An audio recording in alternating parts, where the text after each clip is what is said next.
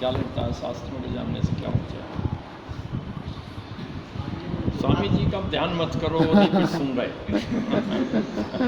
वो कुछ नहीं सुन रहे। अपनी आत्मिक उन्नति के लिए, आत्मिक उन्नति के लिए, आत्मिक उन्नति का शब्दों से क्या लेना देना? शब्द बोलते हैं, उच्चारण करने में जितने मुख्य अवयव हैं इनका उपयोग होता है। सुनने में उपयोग होता है कान का।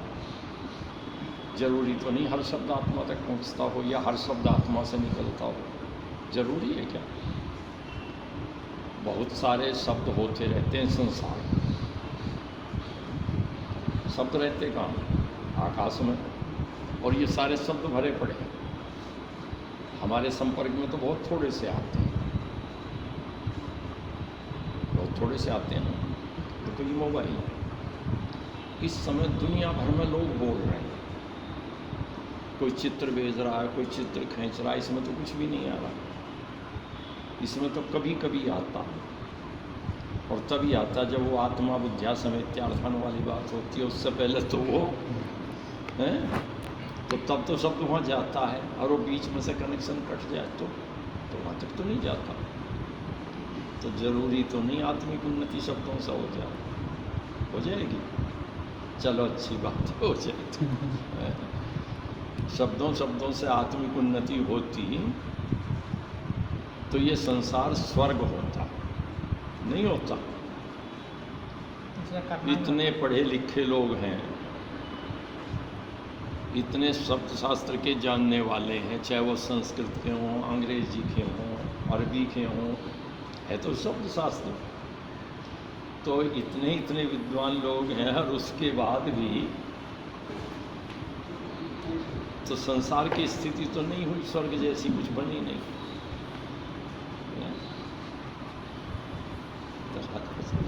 तो वो स्थिति तो बनी नहीं, इसलिए वो बात तो देखो कुछ अधूरी। शब्द शास्त्र पढ़ेंगे तो उससे वेद आदि शास्त्रों में पढ़ेंगे तब वो केवल शब्द शास्त्र नहीं होगा। केवल पढ़ने से काम चल जाएगा, करना भी पड़ेगा सर, करेंगे क्या करना है। और अभी तो जीवन में स्पष्टता आ जाएगी, ऐसा है कि विषय स्पष्ट हो जाएगा, दृढ़ हो जाएगा कि जीवन है क्यों क्या करना है क्या नहीं। बड़ी दूर पहुंच गए बेटे, इतनी दूर पहुंच गए अभी तो संसार ही पड़ा है समझने को। वो संसारी के जीवन में ही स्पष्टता की बात है। अच्छा यूँ बताओ, योग दर्शन पढ़ रहे हैं तो महाभाष्य पढ़ो। मैं तो एक साधारण सा आदमी मान के बात करें, मुझे न योग दर्शन आता, न महाभाष्य से कोई मेरी रिश्तेदारी, पढ़ने लिखने से मेरा कोई सरोकार नहीं। पर मुझे इतनी बात सुन के एक लगता है, मैं सन्यासी नहीं, मैं मुक्ति की कामना नहीं करता, मैं मुक्ति की कामना नहीं कर रहा। थोड़ी देर को ये मान के चलिए, सारी बातें एक तरफ, मेरी जगह कोई और हो सकता, और वही कल को ये कहने लगे कि मेरी तो मुक्ति की बिल्कुल इच्छा नहीं, मुझे शब्द ही नहीं सुनना मुक्ति, जाना तो दूर, मुझे न धारणा लगानी, न ध्यान करना, न समाधि, उस संयम से मेरा कोई मतलब नहीं। मुझे तो खाओ पियो मौज करो, इस दुनिया में रहना, बढ़िया बढ़िया जगह देखनी, बढ़िया बढ़िया दृश्य देखने, बढ़िया वाहन में चलना, बढ़िया जहाज में। उसके लिए भी क्या ये योग दर्शन उपयोगी है कुछ? जी। कैसे? जो ये मार्ग है, इस मार्ग में भी, इसमें भी अच्छाई से उसको कैसे भोग करें, तो उसमें भी वो सहयोगी बनेगा। कैसे? जैसे कि एक सूत्र है मैत्री करुणा मुदिता, तो वो कहता है कि जैसे आप पुण्य आत्माएं हैं, उनको विद्वान लोग हैं, उनको देख करके खुश हों, प्रसन्न हों, और जो अच्छे संपन्न व्यक्ति हैं उनको देख करके मित्रता की भावना रखें, उनको भी प्रसन्नता की भावना वहाँ पर। और सामान्य व्यक्ति अगर लौकिकता में जी रहा है और भोग करते हुए भी वो उनको देख करके दुखी होता रहेगा। अच्छा, और एक चीज़ देखो बीच में, इसलिए मैं समझ गया इतने सी बात, अगले सूत्र की ज़रूरत है, मेरा काम चल गया। अभी पिछले दिनों अफ़गानिस्तान के कुछ दृश्य देखे नहीं देखे, नहीं देखे तो मैं बताता हूँ। एक सड़क है साफ सुथरी और एक बढ़िया सी कार आई है। उस बढ़िया सी कार में से कुछ लोगों के हाथ में हथियार, वो उतरे और उन्होंने, जो देखने में बड़े साफ सुथरे, गोरा चिट्टा रंग उनका, बड़े ठीक से कपड़े पहने, जो उनकी वेशभूषा है, तो साफ सुथरे मैले कुचैले नहीं है, वो सब है, हथियार ले रहे हैं। एक आदमी को कार में से उठाते हैं और उसको मारते हैं और मार करके झुका के बैठा देते हैं। फिर एक महिला को उतारते हैं, बड़ी सुंदर है देखने में, रंग रूप से कपड़े अच्छे पहने हुए हैं और उनकी सभ्यता के अनुसार बुर्का भी पहन रही है, लटक खिचड़ता हुआ चल रहा है, थोड़ा सा मुंह पे से हटा रखा है इसलिए मुंह दिख रहा है। उसको भी वैसे ही मारते हैं, उसको भी वैसे ही मारते हैं। वो आदमी देखने में तो बड़े साफ सुथरे बढ़िया लगते हैं और थोड़ी देर बाद हम ये देखते हैं, जब दृश्य ख़त्म होता है तो उनको गोली मार देते हैं दोनों। फिर एक गाड़ी आती है, उसमें से आदमी को उतारते हैं, लेटाते हैं, सड़क पर धाए गोली मार देते हैं। तो उसे हम मैत्री में रखें, करुणा में रखें, किस में रखें, और वो सुखी हैं। देखिए, सुख वो है जो उसको महसूस हो रहा है, जो मुझे महसूस हो रहा है वो मेरे लिए सुख है। उनको, उन्हें मार करके सुख मिल रहा है। या भारत की बात कहें तो नाथूराम गोडसे महात्मा गांधी को मार कर सुखी हुआ या दुखी हुआ? दुखी तो नहीं हुआ। जेल में अंतिम समय तक, फांसी लगने तक उसने दुख व्यक्त नहीं किया। वो कर्म तो हिंसा का था, आप तो कहोगे हिंसा का था, जान ले रहा था दूसरे की, और अंत तक सुखी हो रहा। अब जिन्होंने उदयपुर में गर्दन काटी वो तो देख लिया होगा, एक आदमी की गर्दन काट दी और वो बड़े खुशी थे और वो ये मान रहे हैं कि हमारा कल्याण हो जाएगा इससे। ऐसे लोगों के लिए कैसे काम चलेगा? उसके लिए इसमें भी मैत्री करुणा में भी जो अगर वो अपुण्यशील है तो उसको अपुण्य की कोटि में रखा जाएगा, फिर उसमें मित्रता की भावना नहीं रखी जाएगी। तो पुण्य अपुण्य प्रधानता की दृष्टि से देखे जाएंगे, उसके बाद में मैत्री करुणा। पुण्य पुण्य की दृष्टि से उसे देखें। चलो, बड़ी अच्छी।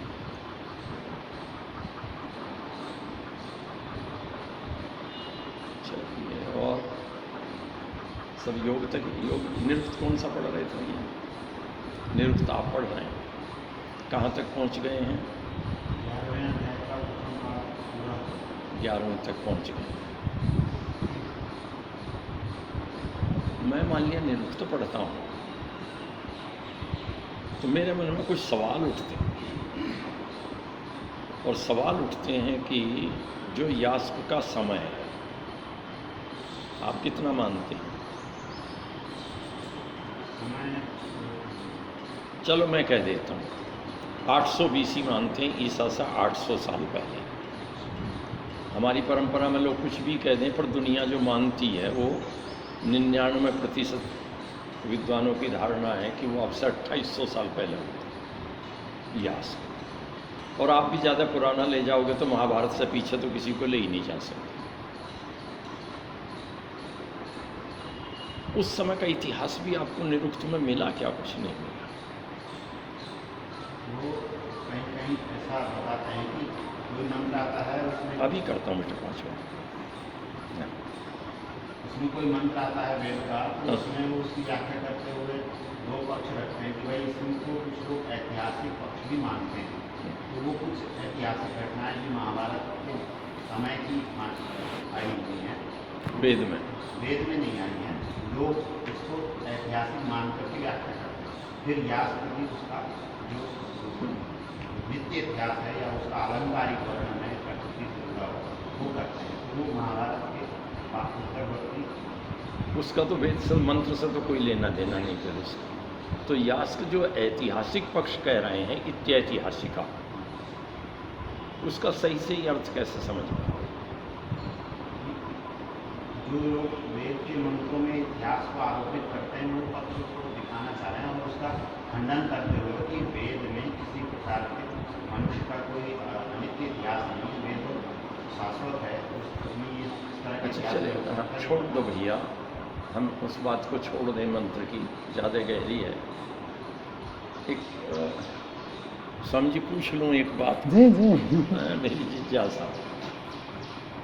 निरुक्त पढ़ते समय ये लगा कहीं स्त्री और पुरुष में भेद था, कोई दृश्य लगता है ऐसा ध्यान में? मतलब पक्षपात जैसा कोई भेद समझ में नहीं आया।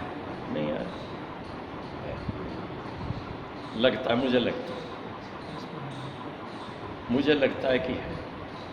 जहाँ मंत्र नहीं दिया और यास कोई बात कह रहे हैं तो उसमें तो ऐतिहासिक पक्ष नहीं है, उसमें तो दूसरा पक्ष नहीं है। तो जहाँ वो दोनों के बीच में भेद करता है किसी से, स्त्री नाम शायद मैं भूलता नहीं हूँ, तो ऐसा मान लीजिए कि 4 से 3 साल तो मैंने मठ चिंता कर ली और मठ चिंता के लिए संस्कृत का प्रसिद्ध श्लोक है, नरकाय मतिस्ते चेत पौरोहित्यम समाचार वर्षम यावत की मन्ने न मठ चिंताम दिनत्रयम। मैंने 3 साल की, तो 3 दिन ही बहुत थे, पर मैंने तो 3 साल पूरी की, तो इसलिए पढ़ने पढ़ाने से तो कोई वास्ता नहीं। 12 साल नौकरी छोड़े हो गए, जैसी भी थी, थोड़ा बहुत पढ़े लिखे, नहीं पढ़े लिखे। आश्रम चलाना मैं प्रधान था यहाँ समझ नहीं पा मैं प्रधान था, दिन रात रहता था, ये कैसे बढ़े, कैसे रखवालो, कैसे नया रंग रूप हो। स्वामी जी देख रहे हैं कितने बदलाव हो गए होंगे, कोर्ट में वो केस चल धन रहा है। संग्रह की हर दृष्टि से।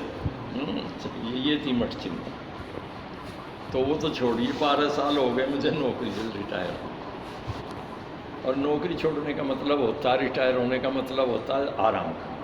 तो मेरा तो पढ़ने लिखने से वास्ता, ये मान लो। और निरुक्त की एक पंक्ति मुझे याद आ रही है, गलत नहीं हूँ तो, स्त्री नाम दान विक्रयाति सर्गा विद्यंत न पुंस पुंसोपी त्येके सोने से दर्शना। भूलता नहीं तो ये पंक्ति है। तो यहाँ तो स्त्रियों के लिए कहता है कि दान भी है, विक्रय भी है और अतिसर्ग भी है। इसकी व्याख्या हम कैसे करेंगे? सोचना। मुझे आप सोच लोगे तो मेरा ही समझ में आ गई बात है। सोचना जरूर, और कुछ समाधान समझ में आए तो मुझे भी बता। इसमें ऐसा ध्यान में आ रहा है कि वो विवाह आदि के प्रसंग में बताया कि विवाह जैसे कई प्रकार के होते हैं। तो कुछ लोग ऐसे होते हैं गरीबी के कारण या जैसे भी अपनी बेटियों को बेच देते हैं, तो वो जो वर पक्ष है बहुत सारा अधिक धन दे करके उस कन्या को खरीदता है, क्योंकि उसकी उतनी योग्यता नहीं है। इसका ये हमारी अपनी कल्पित व्याख्याएं हैं, थोड़ा सा विचार करना उस संदर्भ पर, इतना सरल नहीं है। चलो खैर, ये तो वहीं आपको कुछ बात करनी हो आप बताओ भैया, ये तो वैसे ही रास्ता चलती बात है। आप जैसे उच्च कोटि का विद्वान बनने के लिए क्या करना होगा बताइए। मेरे जैसा बनने के लिए तो सब मेरे से आ गए हैं। सब मेरे से आ गए स्वामी जी। मैं तो मुझे तो कुछ नहीं समझ आता, मैं तो अपनी अज्ञानता का मुझे खूब पता है। मैं आपसे बात जरूर कर रहा हूँ, पर मुझे अपनी अज्ञानता का पता है अच्छी तरह से कि मैं कितना अज्ञान हूँ। मैं पर्टिकुलर उदाहरण नहीं बताता।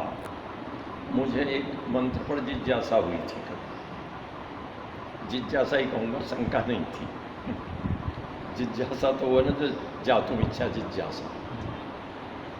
तो मैंने एक अपने मित्र से पूछा जो व्याकरण में पीएचडी थे, प्राचीन व्याकरण में।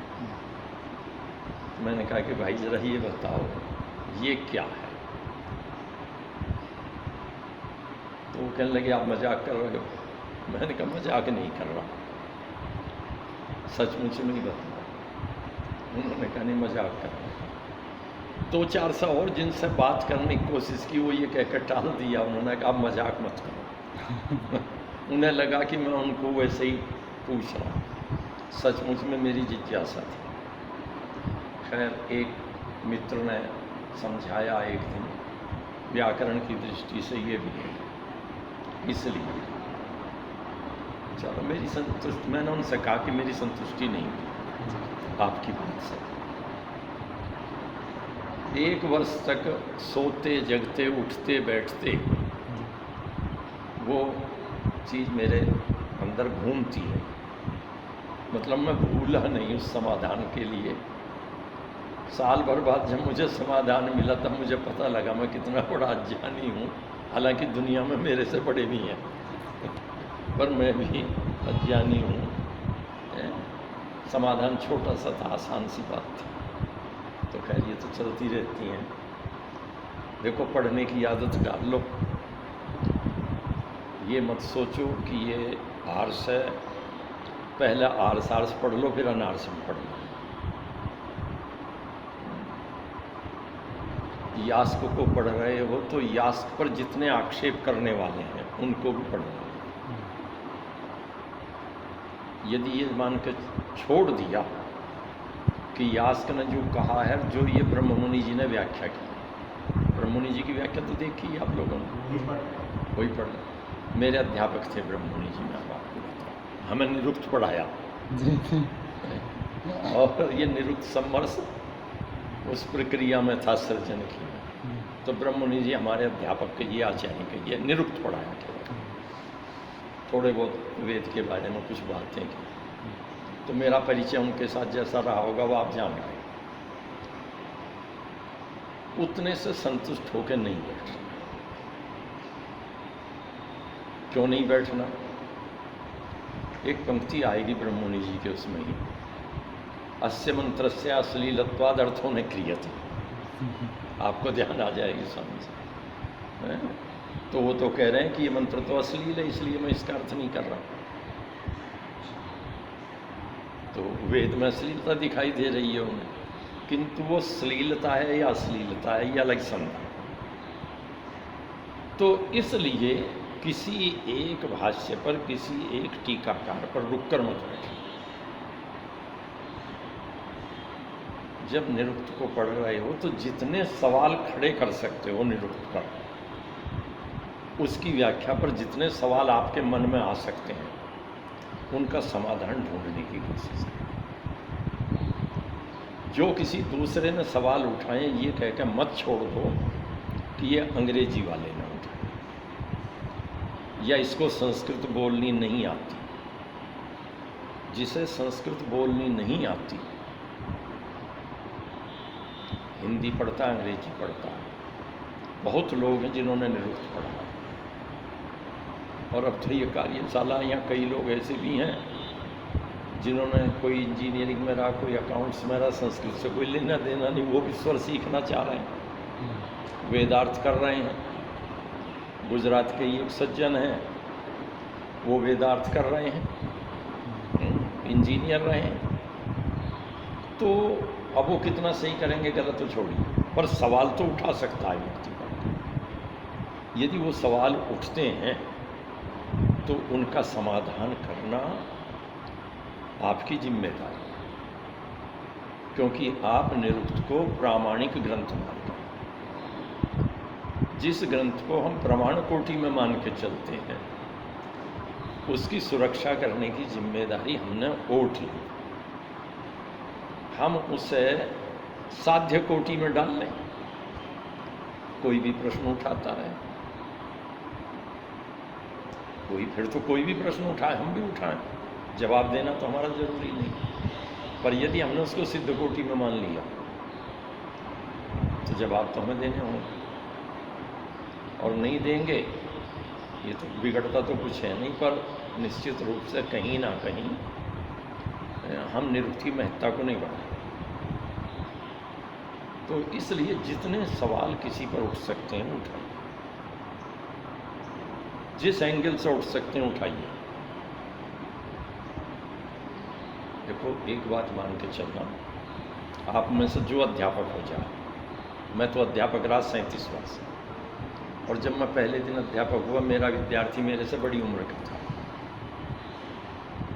मेरे से बड़ी उम्र का मेरा विद्यार्थी था। अब मैंने 20.5 साल की उम्र में MA कर लिया, और कॉलेज में तो BA MA में तो विद्यार्थी बड़े ही बड़े होंगे उससे, तो मेरे से तो बड़ी उम्र के मेरे विद्यार्थी भी रहे हैं। बाद में तो कोई वैसा आ जाता है कि करने आ गया कुछ, वो अलग बात है, पर जो रेगुलर विद्यार्थी थे वो बड़े, इससे कोई फर्क नहीं पड़ता। जो पुस्तक मैंने 37 साल पहले पढ़ाई थी, मैंने नौकरी पहले ही छोड़ दी थी, मैं और करता था, रिटायर नहीं हुआ था, मैंने लिया रिटायरमेंट। 37 साल की बहुत लंबी नौकरी है। मैं ये कहता हूँ कि जो पुस्तक मैंने 37 साल पहले पढ़ाई, 37 साल बाद मैंने उसको वैसा नहीं पढ़ाया, मैंने कुछ अलग पढ़ाया, मैंने कुछ अलग पढ़ाया। यदि 37 साल तक सूत्र के उसी अर्थ पर वही एक उदाहरण चलता रहा तो कुछ नहीं पढ़ाया, जो भी पढ़ा मैं ये मानता हूँ। वही सूत्र है, वही अर्थ है, उदाहरण भी वही है 37 साल तक, तो फिर नहीं पढ़ाया मेरी दृष्टि। 50-100 उदाहरण, 37 उदाहरण तो कम से कम बनने चाहिए थे 37 साल। कहीं उसके अपवाद भी रहे होंगे, तो अपनी दृष्टि को व्यापक करने का तरीका है कि उसको हर एंगल से देखना। इस उंगली को इधर से देख रहे हो, कोई ज़रूरी उंगली साफ हो, इधर से भी देखो, इधर से भी देखो, इधर से भी देखो, इधर से भी देखो, फिर इसका मूवमेंट भी देखो, तभी तो उंगली ठीक है। अब ये मुट्ठी बंद नहीं कर पा रही, तब भी तो उंगली ठीक है। तो जिस भी विषय को पढ़ रहे हो, अब तो विद्यार्थी से आप आगे निकलोगे थोड़े दिन में, तो इसको बंद मत करना बस। एक पंक्ति गुरु लोग सुना देते हैं, आप लोगों ने भी सुनी होगी, शास्त्रानुबंधी शास्त्र।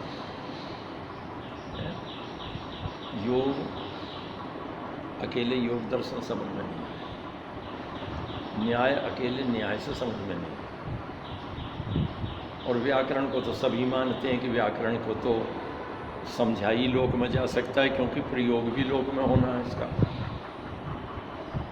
तो इसलिए सब एक दूसरे से जुड़े हुए हैं। जितना ज़्यादा आप पढ़ेंगे उतनी समझ विकसित होगी।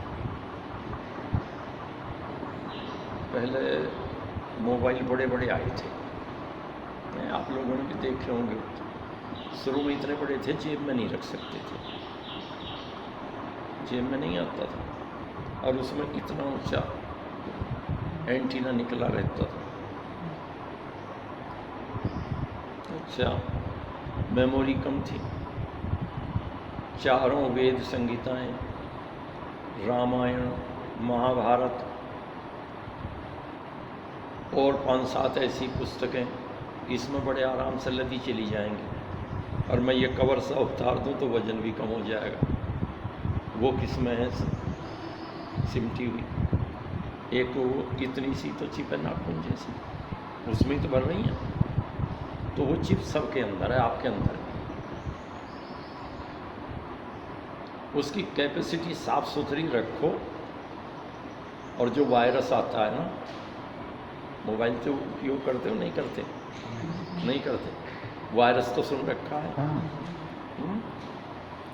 एक वायरस तो वो था जो 3 साल पहले आ रहा था, उसे भी वायरस ही कहते थे, कोरोना वाला। और एक वायरस इसमें आ जाए तो सब कुछ उड़ा देता है, सॉफ्टवेयर में वायरस आ जाता है, सब कुछ खत्म हो जाता है ना। इसलिए बार बार लैपटॉप में क्या करते हैं, एंटीवायरस डलवाते हैं, तो अपना एंटीवायरस डालते रहना, ठीक है। तो जितना स्वाध्याय करोगे भैया, शब्द की जानकारी उतनी बढ़ जाएगी, उतनी गहराई में देखने का सामर्थ्य है। निरुक्त के संदर्भ को जरूर विचार। स्त्रीणाम दान विक्रियाति सर्गा विद्यन्ते, वो कुछ संदर्भ शायद और कहना चाहता है। देख, तो बढ़िया बढ़िया पढ़ो, अच्छी बात है संस्कृत पढ़ने। एक वाक्य कहता हूँ, संस्कृत के पढ़े लिखे आदमी को लोग ये मानते हैं कि ये दकियानूस है।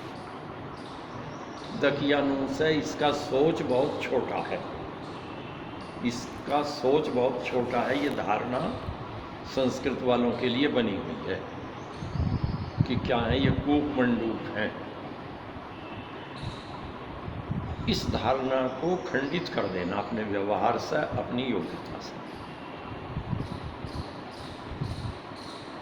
इसलिए श्रोता को या विद्यार्थी को ये नहीं लगना चाहिए कि आप व्याकरण पढ़ा रहे हैं तो केवल व्याकरण ही आपको आता है, साहित्य पढ़ा रहे हैं तो केवल साहित्य ही आता है, व्याकरण नहीं आता। व्यवहार में यही होता है। वेद वालों के लिए तो क्या कहा है, वेदाभ्यास जड़ है कि वो तो जड़ हो रहे हैं वेद पढ़ते पढ़ते, रस है ही नहीं। साहित्य वालों को कहते हैं इन्हें व्याकरण नहीं आते, इसलिए निरंकुश कवय कहते हैं कि कुछ भी प्रयोग कर दें, कोई ज़रूरी नहीं वो व्याकरण सम्मति प्रयोग हो। हालांकि जितना व्याकरण होगा उतने बढ़िया प्रयोग करें, पर अपनी योग्यता से ये सामने वाले को नहीं लगना चाहिए कि ये केवल व्याकरण का है, ये केवल साहित्य का है। यदि वो इतिहास वाला सामने बैठ के बात कर रहा हो तो ये लगना चाहिए आपको इतिहास आता है, आपको समाज की जानकारी है, समाज शास्त्र आता है, कपड़े लाल हो या सफ़ेद, उसको लगना चाहिए ये समाज की जानकारी है। और जो समाज शास्त्र है वो इसमें पढ़ा है। ये बातें तो कभी ऐसी होती हैं, कभी कभी हो जाए, पर ये जागृत कर लेना अपने अंदर तो सुखी रहोगे बढ़िया। क्योंकि मैं इसलिए कहता हूँ, मेरा एक व्याख्यान सुन करके एक लड़की ने कहा कि आपका सब्जेक्ट क्या है। मैंने कहा बताओ क्या बात लगी, कि आप बॉटनी के प्रोफेसर हैं। मैंने कहा बिल्कुल नहीं, संस्कृत का हूँ। मैंने तो साइंस पढ़ी ही नहीं, 9th तक पढ़ी, और 9th तक पढ़ना कुछ होता ही नहीं, लिखना ही नहीं आता। 9वीं तक पढ़ने वाले को क्या होता है, मैं तो 9वीं में से चला गया था संस्कृत में। कहने लगे नहीं, बात तो जो आप बोल रहे थे वो तो सारी बॉटनी का व्याख्यान था। तो मैंने कहा आपको अच्छा लगा, ठीक। तो मैं ये कहता हूँ सामने वाले को ये नहीं पता लगना चाहिए कि आपको ये सब्जेक्ट नहीं है। बॉटनी की, वनस्पति की, पर्यावरण की बात हो रही हो तो आपके पास क्या नहीं है, संस्कृत है। पर आप उसको प्रस्तुत तब करेंगे जब आधुनिक बॉटनी के बारे में, एल्गी और फंजाई के बारे में सीख लेंगे, उसे जरूर पढ़िए। दुनिया भर की किताबें पलट डालिए, छोड़िए मत किसी, आदत डालिए पढ़ना है, बस पढ़िए। बाइबल भी पढ़िए, कुरान भी पढ़िए, हदीस भी पढ़िए। सेकंड हैंड इन्फॉर्मेशन कहते हैं। मैंने कोई पुस्तक लिखी, आपने उसमें से चीज़ ले ली, और वो चाहे इतिहास की थी या राजनीति की, और आप उपयोग करने लगे, वो सेकंड हैंड इन्फॉर्मेशन। द्वितीयक सूचना है। प्राथमिक सूचना वो है जो राजनीति शास्त्र पर लिखे गए ग्रंथ हैं, जो राजनीति के पढ़ाने वाले लोग लिखते हैं, राजनीति के सिद्धांत बता रहे हैं, या समाज शास्त्र के सिद्धांत बताने वाले जो समाज शास्त्री हैं, वो जो लिख रहे हैं समाज की परिभाषा, वो भी हमें पता होना चाहिए। तो ऐसा करोगे तो शायद बढ़िया रहेगा। एक दायरे से बंधोगे नहीं, उन्मुक्त दायरे में आओगे, और उसका लाभ होगा ये योग दर्शन की व्याख्या व्यास की छूट जाएगी, नई चीज़ें सूझने लगेंगी, नई चीज़ें सूझने लगेंगी। संस्कृत में भले ही व्यक्त मत करो, हिंदी में व्यक्त करोगे तो जो मोटिवेशनल स्पीकर है ना वो बन जाओगे। मोटिवेशनल स्पीकर तो एक शब्द सुना होगा आज तक, तो वो ज़्यादा अच्छा रहेगा। और आप लोग तो बड़े बड़े विद्वानों के साथ हैं, सारे दर्शन आप लोग पढ़ रहे हैं, व्याकरण पढ़ रहे हैं, तो ये सब चीज़ें पढ़ रहे हो तो बढ़िया बात है। आचार्य जी, आपका विद्या प्रेम ये पूर्व जन्म का है, इसी जन्म में आपका बढ़ा है? नहीं, देखिए कुछ तो संस्कार होते ही हैं। जी। मेरे पिताजी किसान थे और गांव में प्राइमरी स्कूल खुलने की स्थिति आई तो किसान ज़मीन नहीं देता, अपनी ज़मीन देकर स्कूल खुलवा दिया। अच्छा। देश स्वतंत्र हुआ, लड़कियों के लिए जूनियर हाई स्कूल के लिए ज़मीन दे दी। विनोबा भावे के भाई थे राघोबा जी, मैंने उनके दर्शन किए। अच्छा। एक अद्भुत परिवार है इस देश का, 3 भाइयों, तीनों ब्रह्मचारी रहे। विनोबा जी, बालकोबा जी और राघोबा जी, 3 भाई थे। मैंने राघोबा जी को देखा, विनोबा जी को तो कोई देखने का अवसर नहीं हुआ। राघोबा जी हमारे यहाँ आए, वो किसानों से ज़मीन मांगते थे, भूदान यज्ञ कहते थे उसे। आप ज़मीन दे दो और वो ज़मीन किसी भूमिहीन को दे देंगे जिस पर भूमि नहीं, मुफ्त में रजिस्ट्री होगी, वो ज़मीन का मालिक होगा। पूरे गांव में से किसी ने नहीं दी, पिताजी ने उनको भी भूमि दे दी। फिर स्वामी मुनीश्वरानंद जी हापुड़ आर्य समाज में रहते थे, कोई परिस्थिति हुई उन्हें हापुड़ छोड़ना पड़ा। पिताजी को पता लगा कि स्वामी जी जगह तलाश रहे हैं कहीं रहने के लिए। गए, स्वामी जी से कहा चलो आप हमारे यहाँ चलो। स्वामी जी को ले आए, 2.5-3 वर्ष घर पर रहे।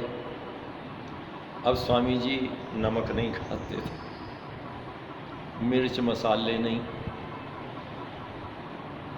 उनकी दाल बने सब्जी बने वो अलग बनेगी सारे घर वालों से, तो उनकी अलग बनती थी। उनके जब भोजन का समय, जब वो प्रोग्राम पर चले गए कहीं तो चले गए, जब आ गए हैं तो स्वामी जी के हिसाब से स्वामी जी का भोजन अलग बनेगा। मैं चला गया था संस्कृत पढ़ने, तो स्वामी जी की भी प्रेरणा थी, मुनीश्वरानंद जी महाराज की। मैं संस्कृत पढ़ने चला गया, पिताजी ने उनसे कहा कि स्वामी जी विद्यालय चला लो, गुरुकुल ही चला लो। उनका मन था मैं उपदेशक बनूं, सीधी बात ये थी। और उन्हें लगता था ईसाइयत बढ़ रही है तो आर्य समाज का एक उपदेशक बन जाऊँ। ये सोचकर उन्होंने मेरे अध्ययन का प्रवृत्ति निमित्त विद्वान बनना नहीं था, व्याकरण पढ़ूंगा ये पढ़ूंगा, इसलिए मैं कुछ पढ़ ही नहीं पाया, ये मान यूँ ही रहा। उनका प्रवृत्ति निमित्त था कि उपदेशक हो जाए और आर्य समाज का काम करे। ईसाइयों का प्रचलन हो रहा है, एक उपदेशक हो जाएगा, मुझे भेज दिया। स्वामी जी के लिए बात आई, भाई मकान पर रहते हैं, कब तक रहेंगे, आश्रम बना है, छोटी सी जगह दे दी।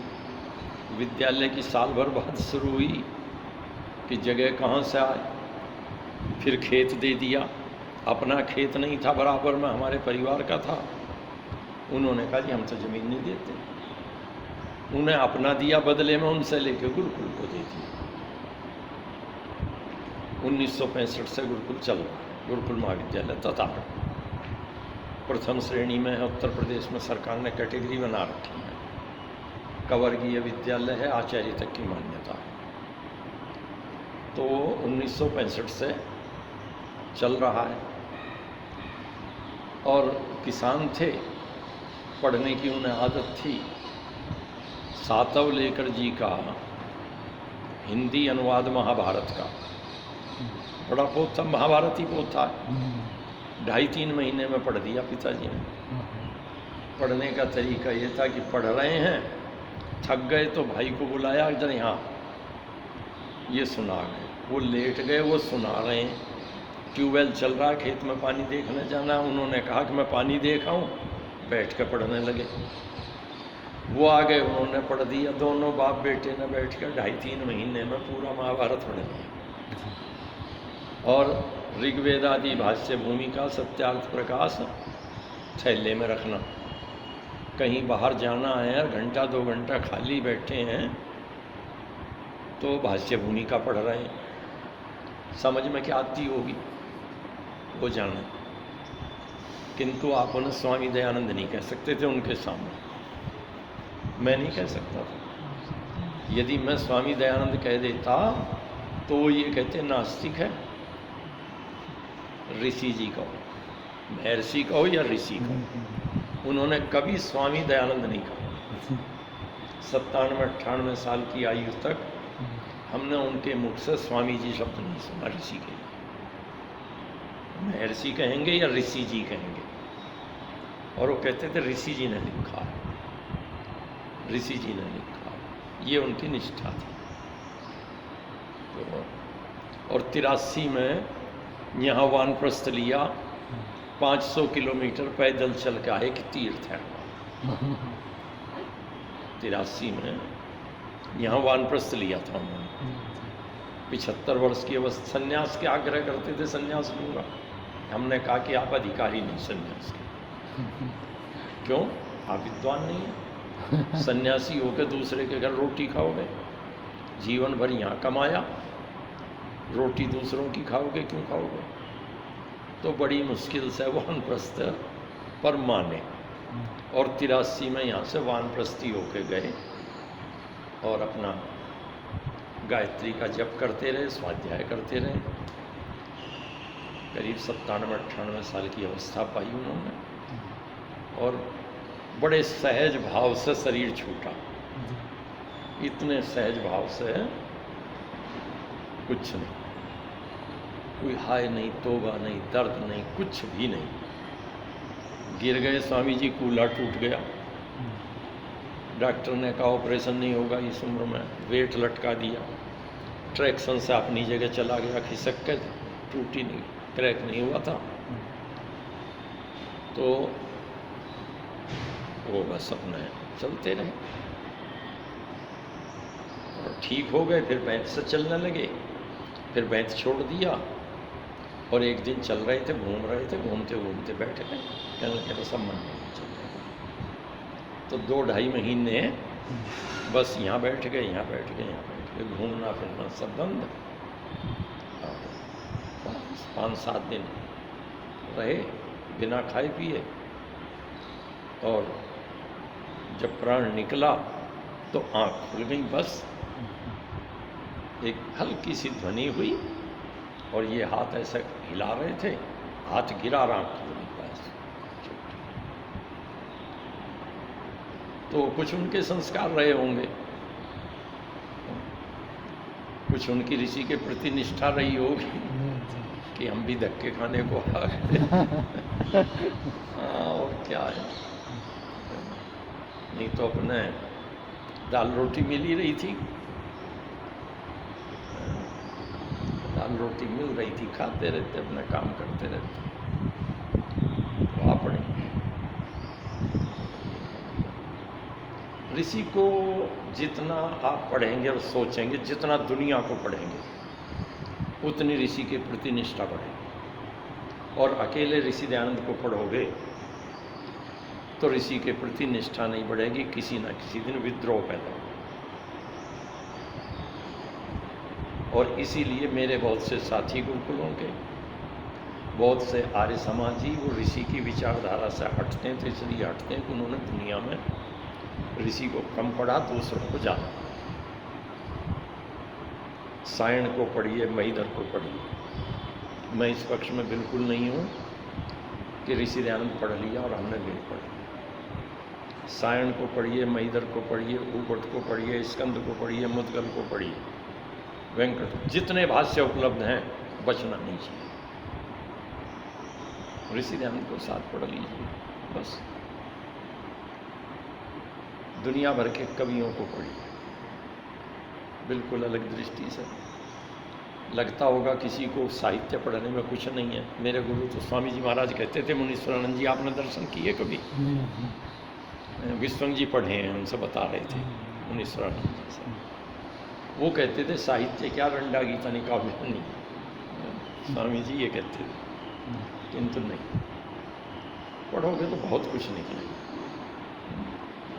तो इसलिए पढ़ने की आदत डालो, बस पढ़ो और विचार करो। वैदिक संस्कृति का कोई जोड़ नहीं, वैदिक विचारधारा का कोई जोड़ नहीं, ऋषि दयानंद की कोई समता नहीं दुनिया में। पर हमारी कमजोरी ये है कि हम मिर्च की बोरी दुकान के बाहर रखते हैं लाला की तरह, नमक की बोरी बाहर रखते हैं, और ग्राहक आता देखता मिर्च बिक रही है, नमक बिक रहा है, हल्दी बिक रही है, किशमिश और बादाम नहीं दिखते हमारे यहाँ बिकते हुए से। भाई नमक तो वहीं रखो, मिर्च भी वहीं रखो, पर किशमिश बादाम को किसी शीशे के कनस्तर में रख के, जिसमें शीशा लग रहा हो सामने से, उसको ऐसा रखो ग्राहक को आते ही लगे कि देखो बादाम कितना बढ़िया, काजू कितना साफ सुथरा है। तो मिर्च दिखेगी नहीं उसे, फिर वो दिखाई देगी। हम वो नहीं दिखाते, न व्याख्यान में दिखाते, न व्यवहार में दिखाते। और एक काम और करना, संस्कृत पढ़ रहे हो तो असंस्कृत मत करना। बस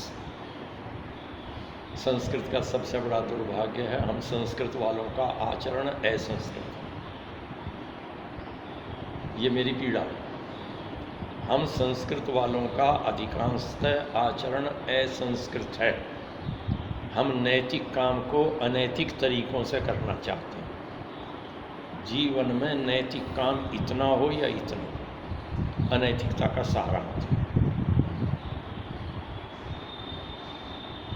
अनैतिकता का सहारा आज लेकर के कुछ नैतिक करने की सोचोगे, कपड़े कैसे ही रखना, योग दर्शन पढ़ना मत पढ़ना, पर नैतिक काम अनैतिकता से मत साधना।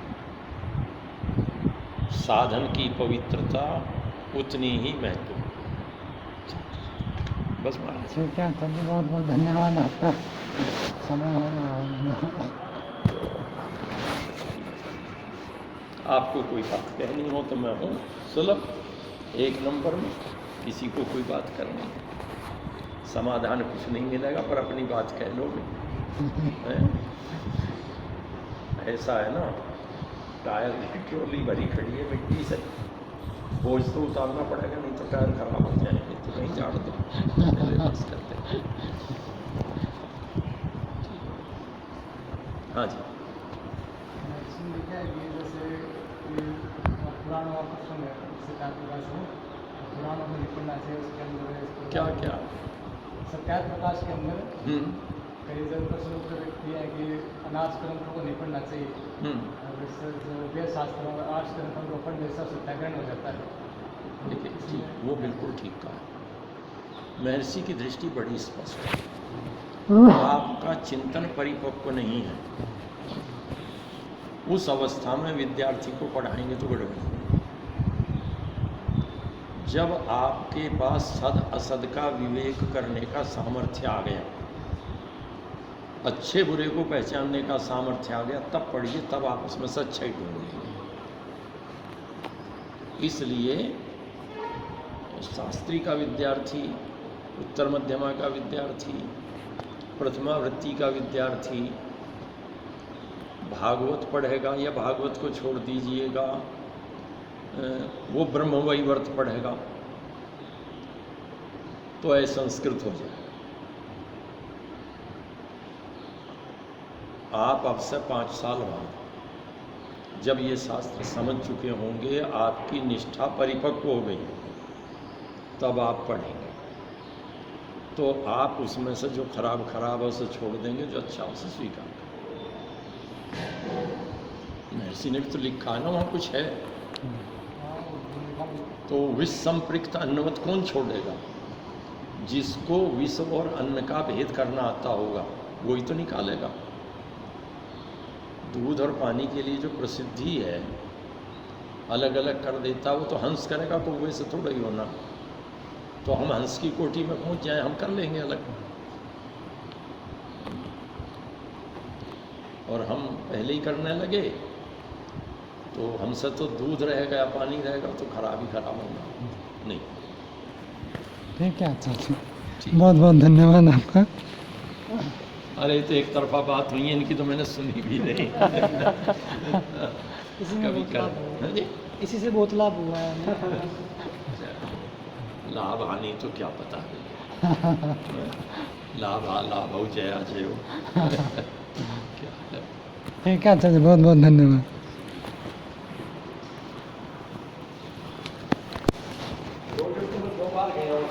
जी जी, मैं था उस समय। हाँ। और ज्ञानेश्वर जी ने आग्रह किया था कभी चेन्नई में, फिर वो रहे नहीं, उसी साल चेन्नई में थे वो और हम। तो उनका आग्रह था कि रोजड़ एक ग्रंथ पढ़ा दो। मैंने कहा मैं क्या पढ़ाऊंगा। कहने लगे नहीं, एक शास्त्र पढ़ा दो, आपसे पढ़वाना चाहता हूँ। ना वो रहे, बात आई गई हो। ठीक है, अभी आप लोग पढ़ेंगे तो पढ़ा सकते हैं। क्या पढ़ता था, पढ़वा दीजिए ना, पढ़वा दीजिए। हाँ, पढ़वा के लिए है नहीं। दीजिए। है तो पढ़ो, हम हमसे आते ये तो पढ़ो। बाद में